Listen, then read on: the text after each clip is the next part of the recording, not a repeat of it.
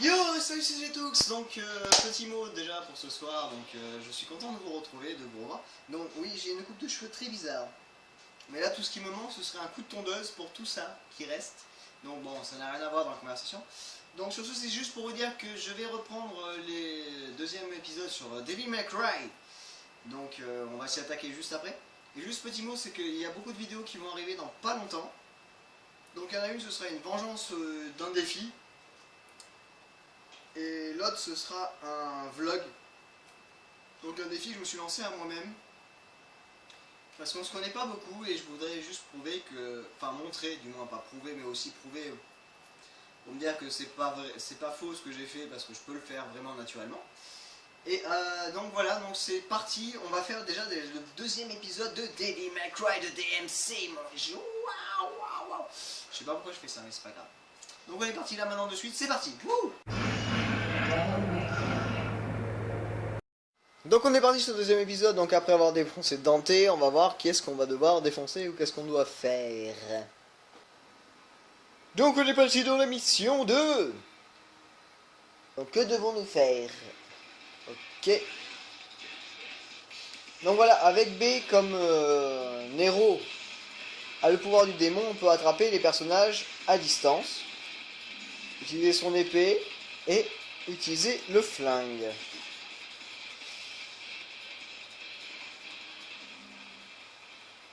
Donc ça a été fait, c'est très bien. Donc en cassant certains objets, on peut avoir des sphères rouges, c'est nos sous en fait dans le jeu, on va dire.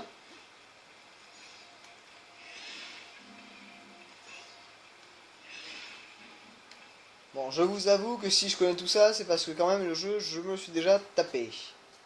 Mais je me suis dit, c'est pourquoi pas le faire avec vous, parce que c'est encore plus marrant de vous le montrer. Mais voilà, c'est un jeu, je pourrais passer ma vie à jouer qu'à ce jeu, quoi. En plus, les décors sont tellement beaux, c'est tellement, je trouve que c'est très bien fait, et voilà. J'aime beaucoup ce style de jeu, les beat'em all, c'est mon style de jeu à moi. Donc on est parti, je vous passe les cinématiques, oui, comme d'hab. Donc on peut casser n'importe quel objet, enfin, n'importe quel objet, c'est un bien grand mot. On peut casser des objets, ce qui nous permet d'avoir certaines choses différentes. Donc normalement, là où j'ai sauté, il devait y avoir une sphère de vie. Donc la sphère de vie nous permet de, quand on meurt, comme c'est étrange, de reprendre de là, en fait c'est une sorte de recommencer, mais sur le moment actuel. Je supporte pas ces changements de caméra toujours autant, mais c'est pas très grave. Tant que ça marche.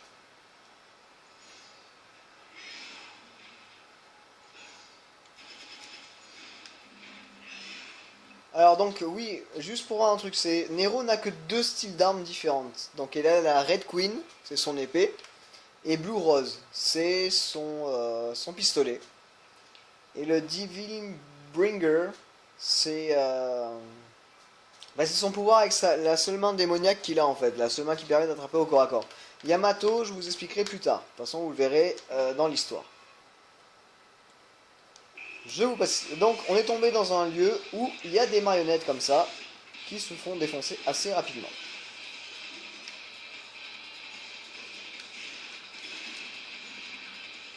Je vous avoue, les premiers ennemis ne sont pas très résistants comparé à ceux qui va suivre après. Y compris les boss d'ailleurs, parce que les boss sont quand même chaud tendus.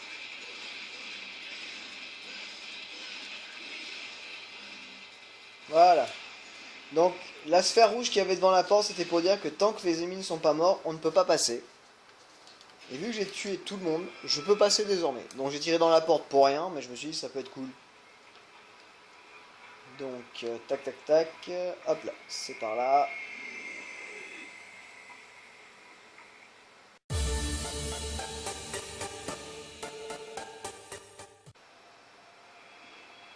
Mon Dieu, il y a quelque chose ici.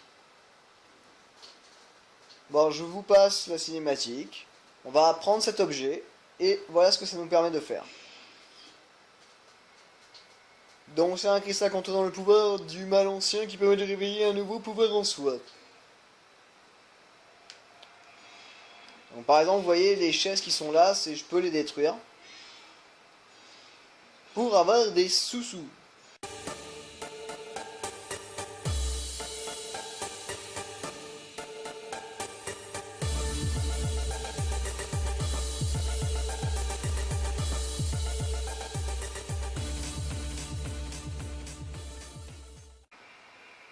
Je veux des sous.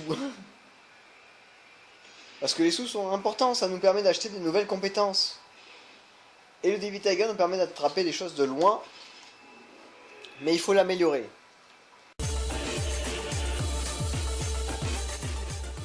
Donc voilà, alors les petits papiers comme ça que vous avez là en rouge, juste devant moi. Ouais, je pense pas que vous verrez très bien que c'est rouge, mais voilà, les petits papiers comme ça, c'est des défis. On peut les faire comme ne pas les faire. Et je préfère ne pas les faire, parce que c'est assez long. Donc voilà, la porte est devenue rouge parce que j'ai des ennemis justement qui sont tombés juste devant moi. Et il faut que je me les fasse.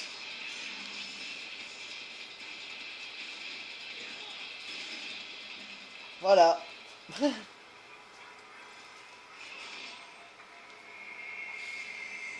Alors voilà, comment ça se passe? C'est hop, la porte se transforme en rouge, ça veut dire qu'il faut tuer tous les ennemis pour pouvoir traverser. Donc cela ne me dérange point.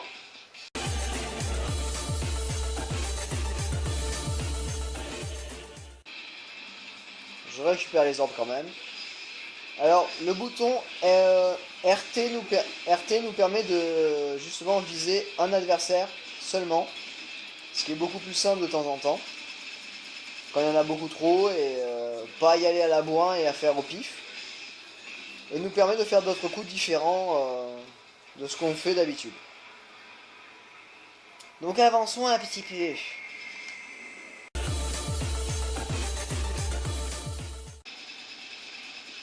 On peut tuer un adversaire au pistolet, mais ça, je pense que ça demande énormément de temps.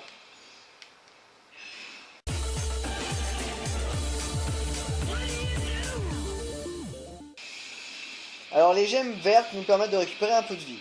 Et les grosses gemmes comme ça nous donne beaucoup de sous. D'où je m'acharne dessus pour rien.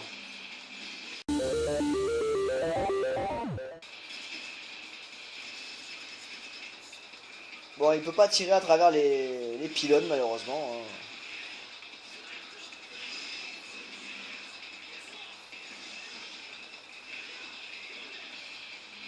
Voilà. Donc j'essaie de récupérer le plus de gemmes possible. Le but du jeu en fait c'est bon, mais faire les missions, certes. Mais aussi essayer de voir dans quel objet on peut taper pour récupérer les gemmes. Alors voilà, vous voyez la main brille. Ma petite main brille en fait quand je m'approche d'un certain endroit et sur la carte que vous voyez juste en bas, là, ça brille parce qu'il y a justement un défi à faire. Mais je ne ferai pas les défis parce que c'est pas gagné. Il y en a des fois, ça demande beaucoup de temps et c'est très compliqué à tous les rentrer parce qu'il faut avoir certaines capacités. Donc, vous voyez là il y a une gemme, donc je la récupère en rebondissant sur le mur.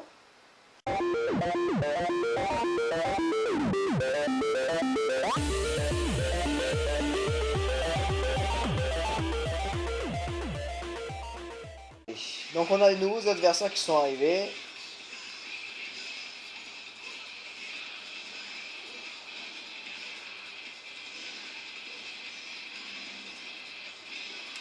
Donc là c'est des pantins un peu plus résistants que les bleus qu'on a vus tout à l'heure. Et beaucoup plus résistants déjà au corps à corps. Alors voilà, là c'est le style de porte en fait un peu, je vais dire relou, mais pas tant que ça parce qu'il faut juste taper dedans et t'attends. Et après il faut donner un coup de poing dedans pour pouvoir les ouvrir. Ce qui fait que les portes bleues s'ouvrent qu'avec ces trucs là, et donc quand vous en voyez un, c'est le premier truc à faire, c'est ça. Alors là je vais vous laisser la petite cinématique de ce qui va se passer, c'est comment baisser un pont à la façon Devil May Cry.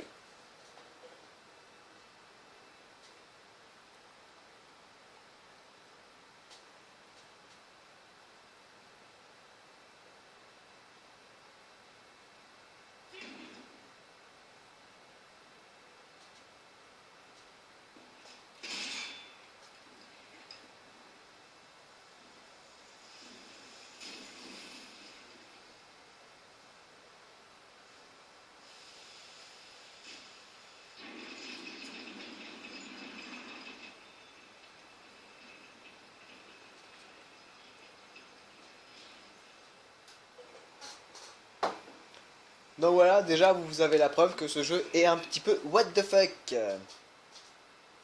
Moi je baisse un pont en tirant dedans. C'est parfait. Alors, j'avoue, on peut se perdre très facilement dans le jeu. Parce que les cartes sont très... pas très compliquées, non, pas vraiment. Mais c'est que on voit très mal sur les cartes justement où sont les adversaires, c'est pas marqué.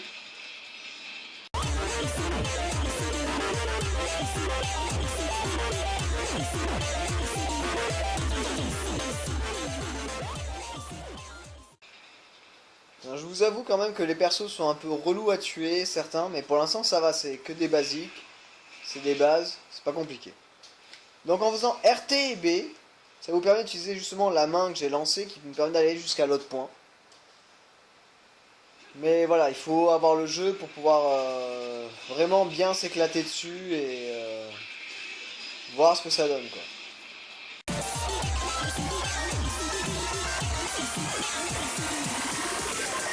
Now let me see you.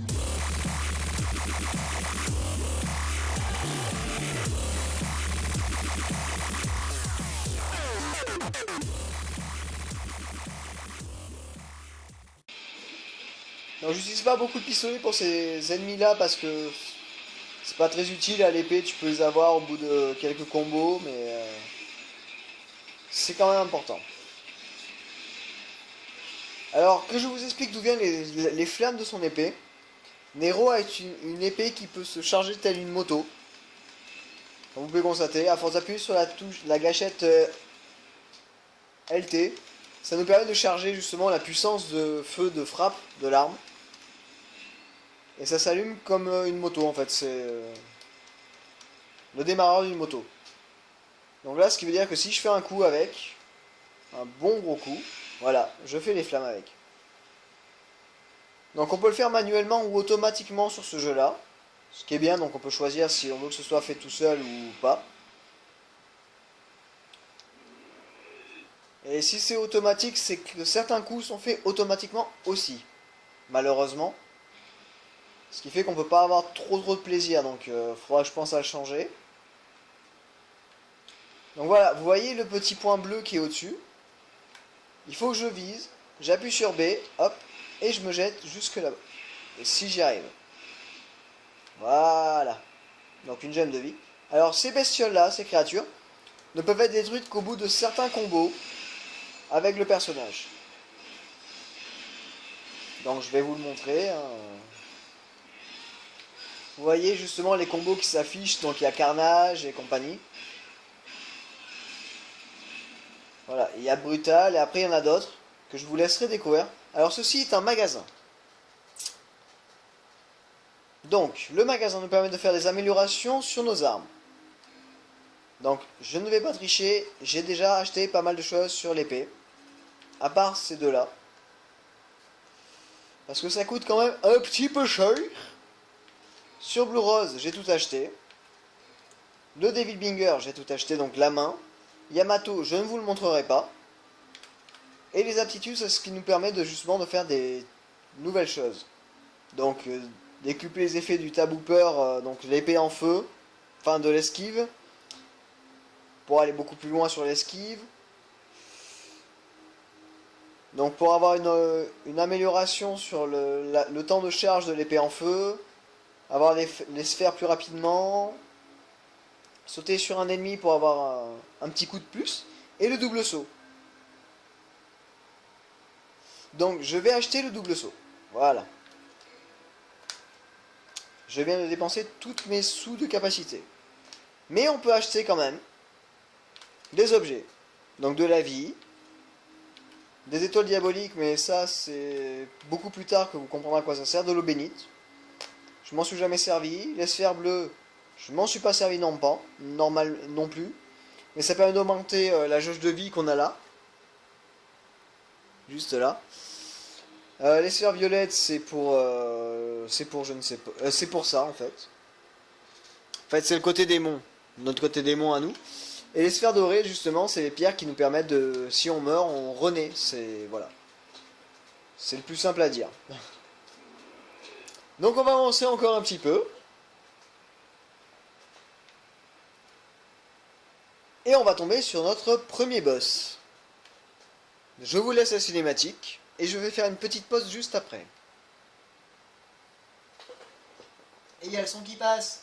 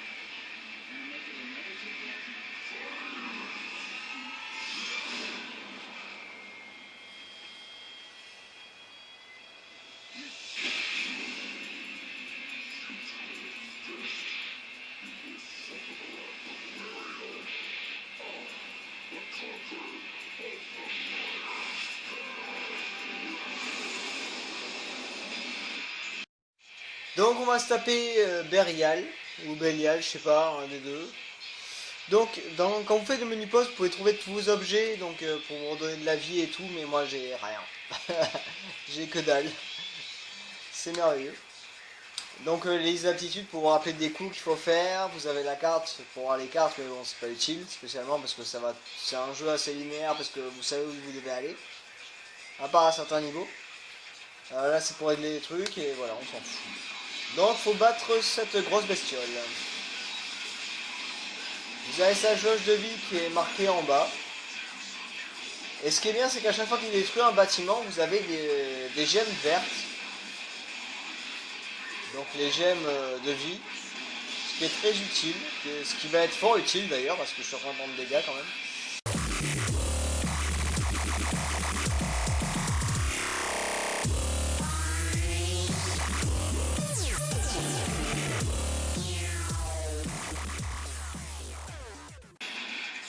Le conseil pour lui, ce serait plus de l'attaquer de dos, et dès qu'il est rouge comme ça, c'est de l'attaquer avec le corps à corps.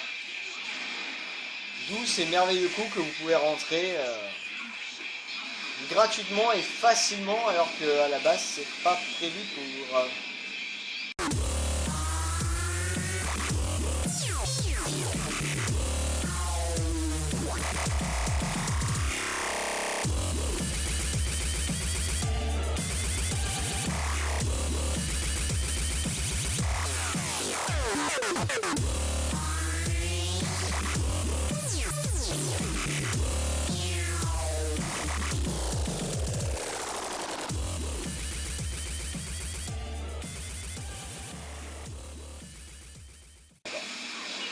Bon, ça, sa deuxième attaque, c'est simple, c'est il tape au sol et il fait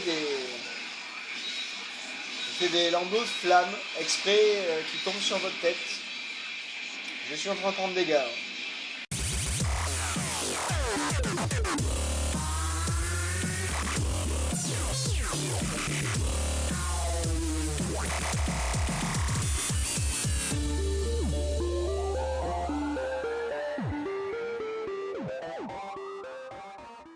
Parfait, voilà. Alors je vous laisse la cinématique de fin.